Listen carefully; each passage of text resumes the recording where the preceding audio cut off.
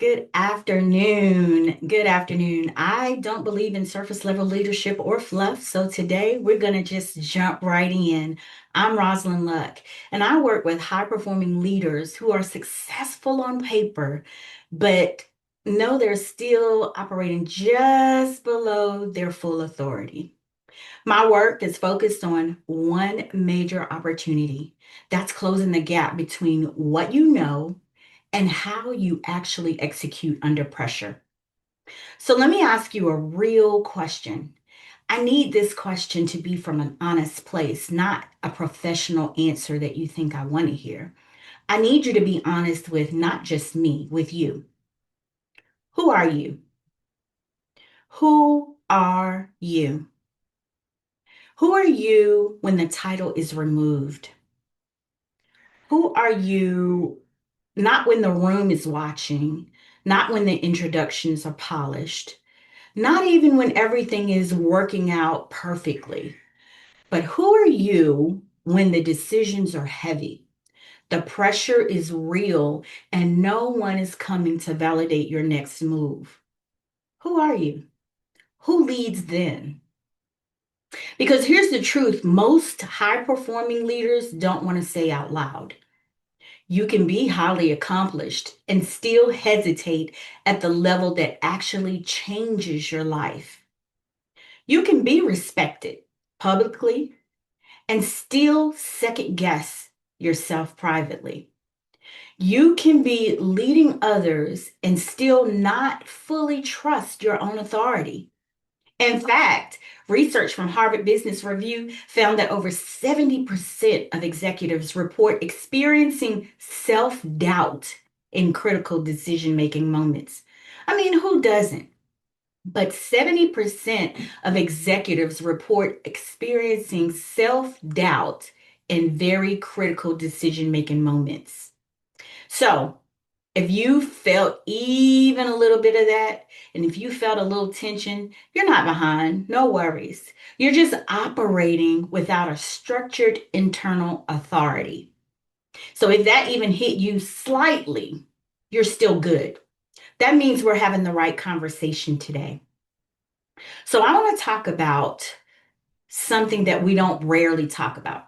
I don't want to talk about confidence because if you're a high performing leader, most often you feel kind of pretty confident about yourself. So today I'm here to talk about something that's far more decisive. Let's talk about internal authority. Listen, I remember being in a room where on paper I belonged there. The experience was there. I had the results. The title was there that I had earned.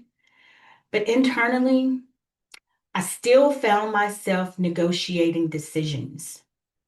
I found myself negotiating what I knew was right. I knew it was the right move to make. But I still found myself negotiating internally, should I not? I found myself some days over explaining things that really didn't even need permission or require it. I just felt the need to over explain to make sure they understood that I knew what I was talking about. Delaying moves that required execution quickly. I found myself second guessing myself. Should I just hold off a minute to see if things are going to change? And the biggest one for me was filtering my voice to maintain the comfort in the room. I didn't want people to think you're a know-it-all or you think or she thinks she's a know-it-all. So I found myself filtering what I would say, how I would say it, how I would form the sentences or even the project to maintain the comfort in the room. That realization, when I finally saw me, hit me the hardest. That realization was the moment I figured you don't really lack skill. Your skill is there. Your skill is intact. You've been trained for this. You know this. I wasn't lacking skill. I was lacking authority within myself. Everything shifted when I stopped asking, will this be acceptable, you think? I wonder if, what do you think of?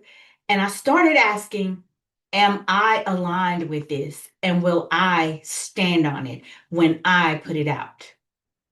That's the difference between performing leadership and operating from authority.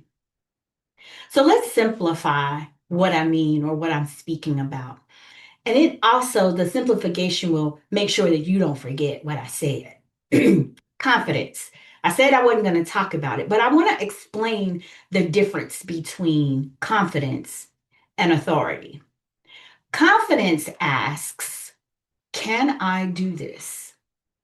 Confidence lets you know, yes, maybe, I don't know. Confidence asks a question. Authority decides, I'm doing this. This is happening today. This is happening like this. Confidence fluctuates. That's why we're not going to talk about that too much. You can be confident in this today and less confident tomorrow. Same situation, maybe a different audience, but authority does not fluctuate. Confidence is built on outcomes. You become more confident as you get wins under your belt, or as you've had that training, or as you've gotten those degrees. It's built on how the outcomes are regulated. Authority is built on your identity, who I am, how I show up, what I'm going to do next. So, if you're leading at any level that requires real decision making, hearing me clearly is pertinent. Confidence might get you in the room, but authority determines what happens when you get there. According to McKinsey and Company, organizations with decisive leaders are 2.5 times more likely to outperform their peers. Be clear, I did not say more talented, nor did I say more resourced, more decisive. This is generally where leaders plateau because no one has shown them how to build internal authority structurally. So I'm going to give you not motivation because I think we're beyond that. I'm going to give you framework. I call it the crown framework. And if you get this, if you really get it and apply it, you won't just perform better, you'll lead differently. The crown represents conviction, regulation, ownership, wisdom, and non negotiables. And these are not suggestions, these are what become standards. Excuse me. We start with conviction, right? You stop polling the room when you show up. Stop polling the room for agreement and start standing on what you already know. If you need consensus to move, you're not leading, you're waiting. Then we move to regulation. You don't allow pressure to dictate your behavior. You remain steady, regulated, if you will, especially when others aren't. If your emotions lead, your leadership will always follow instability. Ownership. No blame, no delay, no outsourcing your decisions. The moment you wait for someone else to fix it, you've stepped out of your authority. Wisdom. You move with discernment, not urgency, not emotion, not because of the noise or not because there is noise. Not every fast move is a smart move. Authority knows the difference. Non negotiables is my baby. I love that because that defines your standards. You don't break them just to be accepted. If your standards change depending on the room, you're not leading, you're adapting to survive. Let us always remember that when we set those boundaries, those non negotiables, if you will, that's not to say you're building up a wall. That's only to say that I'm operating within constraints that keep me strategically grounded so that I can operate at my best self. This isn't theory. This is the structure behind leaders who don't just hold positions, but command presence, command clarity, and demand results. So let me ask you something. And be honest with yourself, because I can't take you to the water, nor can I make you drink, because I don't know where you are, but you are sitting right in front of yourself. So turn that self-assessment mirror around and be honest with yourself. Where are you growing or negotiating something that you've already outgrown? Let me reread that.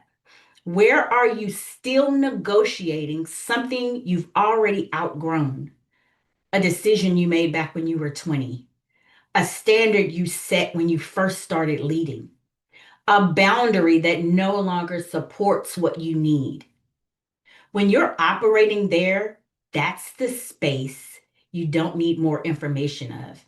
You need execution. That's exactly why I created the internal CEO audit. Most performers don't have a clarity problem, they have a misalignment problem. That audit that I created exposes where your identity isn't matching your results, where your visibility is being filtered instead of led, and where your decisions are delayed and where your execution is inconsistent. And once you see it, you can't unsee it. But when you do unsee it, you can finally correct it. Let me leave you with this. Authority is not granted by position. Did you know that? It is revealed by how you execute under pressure. And you don't rise to the level of your goals, you fall to the level of your internal authority.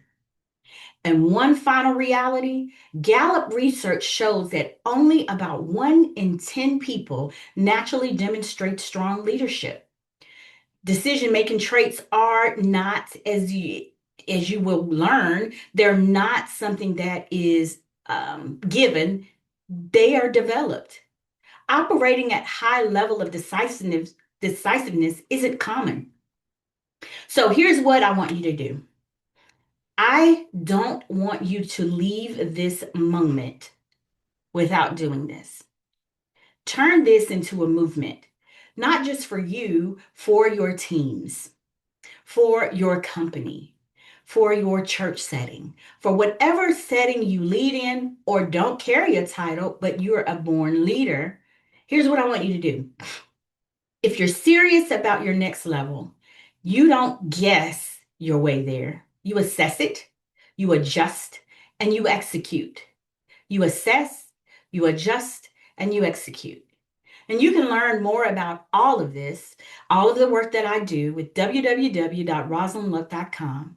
And if you're ready to elevate how your leaders think, how your leaders decide, how your leaders execute, connect with me at rosalindspeaks.com. Because let me be clear, the gap in your results is not a lack of opportunity, it's a lack of internal authority. And until that shifts, nothing else will. So stop waiting for clarity. Stop waiting for confirmation.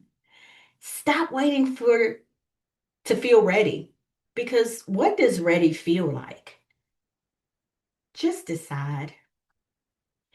Because the leaders who change rooms, build teams, drive results at the highest level don't wait for permission. They move. The only question left for you to figure out is, will you decide? Will you make a move? Will you turn the self-assessment mirror in your direction to ensure that you are being honest with yourself? I've done it numerous times. It's not something that it's just going to be a one-time wonder. I've done it numerous times, and it is okay to be a high performer that needs a little tweak sometimes. A high potential leader that gets it done, but internally wars with yourself. Remember that question. Will you do it? Will you do it? That's it. That's all that I have for you. Again, I am Rosalind Luck, and I thank you so much for your time.